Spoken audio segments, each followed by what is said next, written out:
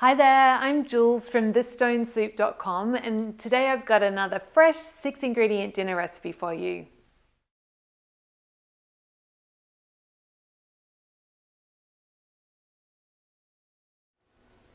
Okay, so first thing for the frittata, I've got oven heating up to 200C, which is 400F.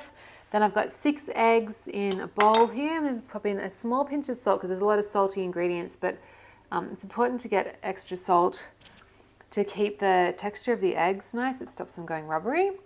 Then I've got some pesto in here, so 4 heaped tablespoons, so it's about 120 grams, so probably 4 or 5 ounces. I'm just going to give that a little stir, and you just want to whisk it together to break the eggs up and mix the pesto through. I actually quite like it to still have a few chunks of pesto, so when you bite into it you get different textures.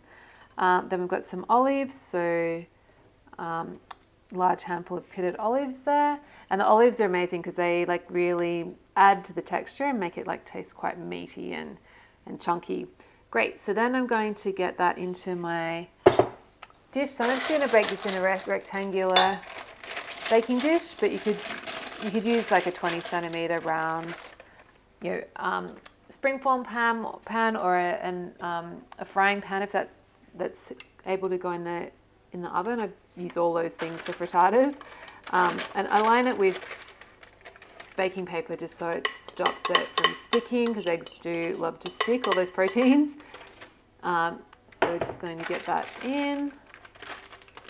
Okay, I'm back again. I forgot the feta. So 100 grams here of nice Greek feta. So just going to put those chunks in, and that adds to the amazing texture, and you get salty bursts of feta in it throughout as well. Okay, back in the oven, 15 minutes. Great, so the frittata's actually been in for 17 minutes. I gave it an extra 2 minutes after the 15-minute mark, and you can see it's puffed up. When I touch it in the middle, it's looking like I can't see it. It feels firm and springy. It doesn't feel like it's watery underneath. So we are done. So just going to serve that with the green salad, and if you like, you can serve with some extra pesto, or it's pretty flavoursome just on its own. So if you enjoyed this, really encourage you to head on over to my blog. It's thesstonesoup.com, and you can download a free ebook filled with beautiful, fresh 6-ingredient dinner recipes just like this one.